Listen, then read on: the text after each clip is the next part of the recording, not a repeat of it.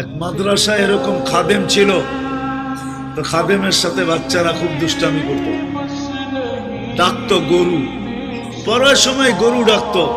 তো ও ছিল একটু সাদা সিধা, সহজ সরল, একটু হাবলা টাইপের, তো বেশি মাথায় নিত না। আবার দেখবেন হাবলা মানুষ চেতলে কিন্তু খবর আছে। একদিন বৃষ্টি হইতেছিল প্রচন্ড, এর দায়িত্ব ছিল ছেলেদেরকে খানা পরিবেশন করা। তো খানার সময় গেছে, খানা নিয়ে আসে না, তো ছেলেরা চিৎকার দিতেছে গরু কই গেল। একটু পরে দেখতেছে খানা নিয়ে আসতেছে, তো সবাই চিৎকার দিয়ে বলতেছে ওই গরু এত দেরি করলি কেন।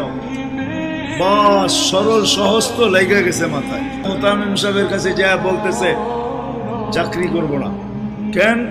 বাড়ি মাদ্রাসায় যেটি পালেন এটি সব দেয়া দাও, সবসময় গরু বলে শোয়া গেছি, আজকেও গরু বলতেছি। মোতামিম সাহেব বুঝছে যে সরল সহজ মানুষ চেতলে তো এরমই চেতে গেছে গা সিধা বাড়িতে।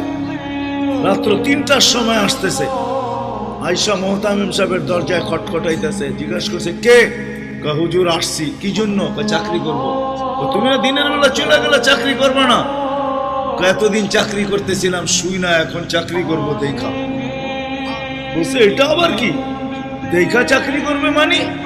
আমি স্বপ্নে দেখতেছিলাম কিয়ামত হয়ে গেছে, আমি পুলসিরাতের পাশে যা দাঁড়ায় আছি, পুলসিরাত চুলের মতো চিকন, তলোয়ারের মতো ধার।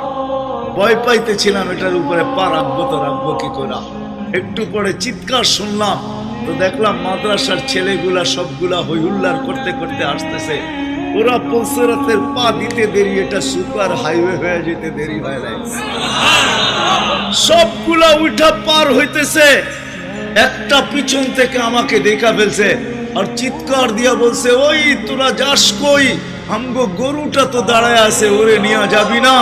বলে সবগুলা পিছে ফিরে আসছে আর আমাকে উঠায়া কেউ হাতে কেউ পায়ে ধরা সব কাঁধে করে নিয়ে পার করা দিছে। ঘুমের থেকে জায়গা গেছি, এই জন্য চোখে দেখা আমি এখন চাকরি করি।